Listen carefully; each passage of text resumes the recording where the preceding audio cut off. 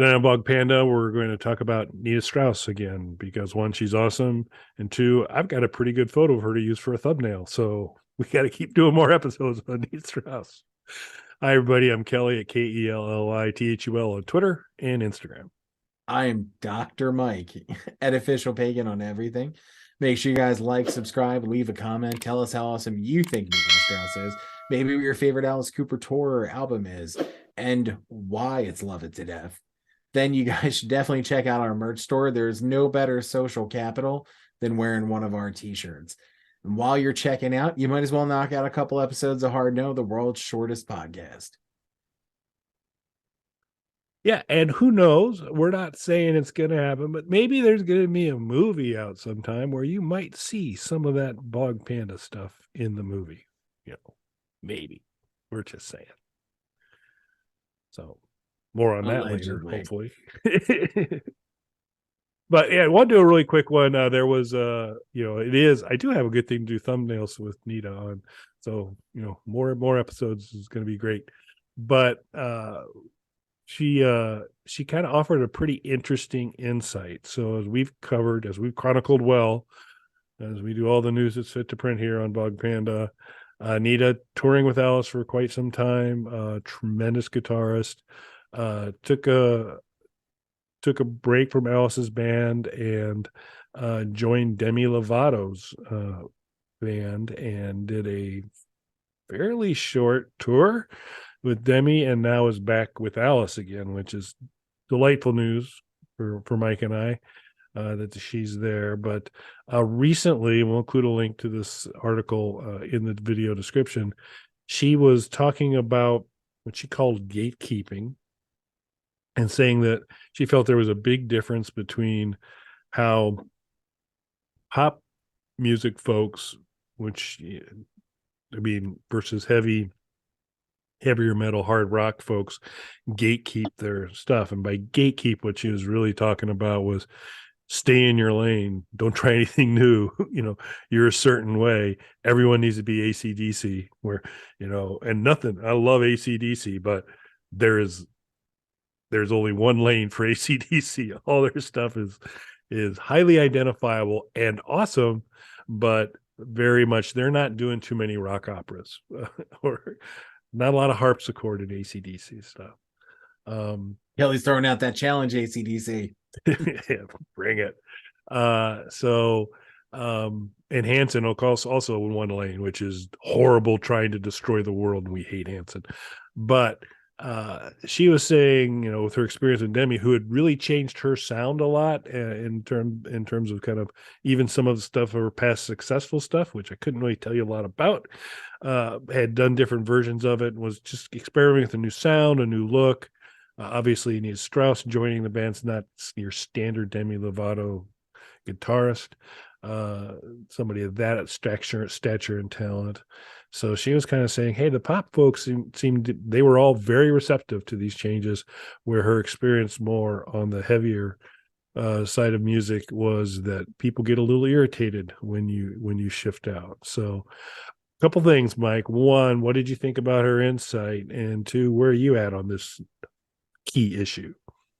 So this has been an issue on a lot of podcasts that I've checked out lately, where they're talking about rock and metal music in particular, and that sort of gatekeeper mentality of like trying to keep certain people out of it, trying to keep artists from changing or trying different things, who's real fans and who isn't, just this whole kind of like attitude towards it. And I think it's a double-edged sword, because I think the communal aspect of it is part of why, even when it's not the dominant music commercially, it never really goes away.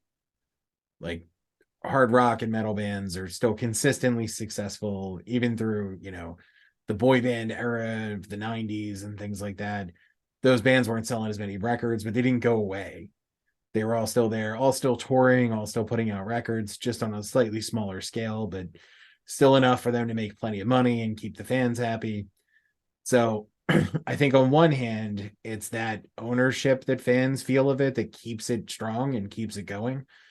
But I think that turns toxic really fast at the same time. I don't know that pop music's different, because while I do, there's plenty of pop music that I like. I don't think I've ever been a pop music fan in general. I think it's just individual artists and songs that I like. So I don't know that they don't do that, because in my experience, I think hardcore fans of any kind of genre do that to a certain degree. But I've seen it firsthand a lot with metal. When I first started touring and working with like bigger bands and things like that, I worked with a lot of extreme metal bands in any capacity that I could, whether it was doing artwork for them, helping them book shows, working merch tables, to playing in bands and doing artwork and things, just anything I could to get experience. And it was pretty ridiculous the way that people expected everybody to be, including other bands and their fans and things like that. It got to a point, which our friend Vex always jokes about. There's a documentary that I appear in. I'm not going to say the name of it because it's awful and I don't want people to watch it. But I appear briefly in this documentary, and I'm surrounded by all these people who, have their faces painted and are wearing ridiculous over the top metal stuff. I am wearing a polo shirt, a Jeff cap, and khakis at this show. And that was intentional. I was intentionally trolling people who felt like you could only listen to this kind of music if you dressed a certain way. Because there are people who feel that the only way to show your individuality and to rebel against everything is to, do exactly what they're doing and not deviate from that, which is the stupidest thing in the world. So I do think it is a problem.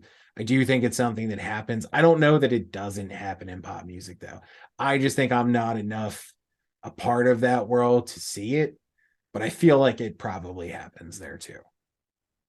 Yeah, I mean, in my opinion, I think she's half right in that I would say the least flexible, with maybe the exception of polka, the least flexible music lane for being welcoming to experimentation would be the hard heavy metal. I think that if you are successful in that genre and then look to uh say, I want to do a hip hop album, it's not going to go over too well with the fan base. They are going to, because there is a little bit more of this uniformity you're talking about that they kind of there. But I don't think it's just pop music, because there are things I wouldn't consider Lou Reed pop music, and he's been about 18 different ways.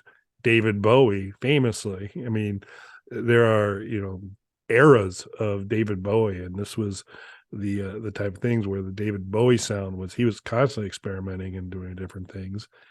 But even, and I don't know how Alice got a pass, but if you realistically look at the Alice Cooper catalog, there is, it's not David Bowie level swings in delivery, but there's a lot of difference between Brutal Planet and Welcome to My Nightmare and Billion Dollar Babies. I mean, so I think I would say it's not just a pop folks are more flexible, but I think everyone is more flexible because I think a lot of these other folks made a career out of just saying, hey, I'm gonna try this or that with not a whole lot of I mean, Bowie, it was part of his brand. Yeah, well, and I think you hit on something really interesting there too that I wasn't even thinking. There's plenty of art. Like, I'm a big Bowie fan as well. I'm a huge Prince fan. I mean, Prince has instrumental classical music albums, bluesy acoustic records, a hard rock album. He does songs with rappers. Like, it's a weird and varied. And there was a period there where he was releasing an album like every quarter, where he was just pumping stuff out. And as a fan, I really and as somebody who plays music, I really respected that. As a fan, I didn't love it all, because it is so weird and diverse and all over the place. You're just not gonna like all of it when somebody does something that varied. But I really respected it. And I think the reason that people like Bowie and Prince and to a degree Alice and things like that get away with it is because they're experimental from the start. I think that when you have these artists, I'll use Kiss as an example. Like, Kiss had such a defined thing that they did that they were stuck in there. Like, when they did try to change it a little bit, like ditching the makeup and things like that, it was just immediate backlash, because they really created this very distinctive thing they are. Same thing with AC/DC, just a very distinctive thing that they are. And if they deviate from that, nobody wants that because they bought that thing. So I think where artists like Bowie and Prince and Alice, like we were saying, where they were smart with it is they let people know it was going to be kind of experimental and they were going to be trying different things right from the beginning. So you might not like it all, but you know that that's going to happen. Yeah, although I would totally buy the AC/DC album where they're doing Broadway standards. I would buy that album in a second.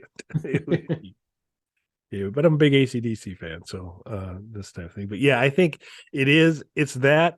And I think we've mentioned it on a past show, or may have mentioned on a past show, of of all of the musical groups. It's really hard to kind of say who is like your absolute favorite. Alice is certainly a very strong candidate for that. But I also have a lot of affection for the Clash. The Clash has always been really a band that I was a fan of.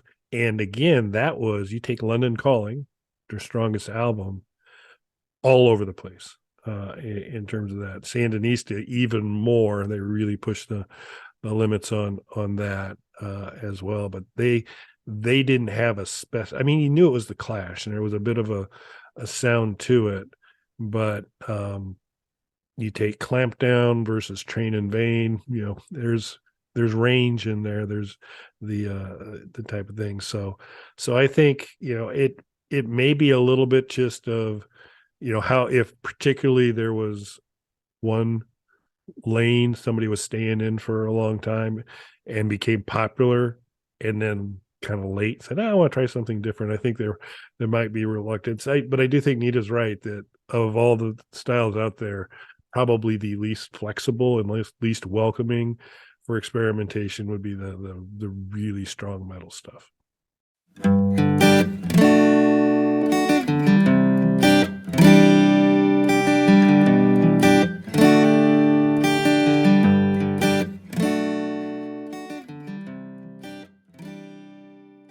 Bog Panda.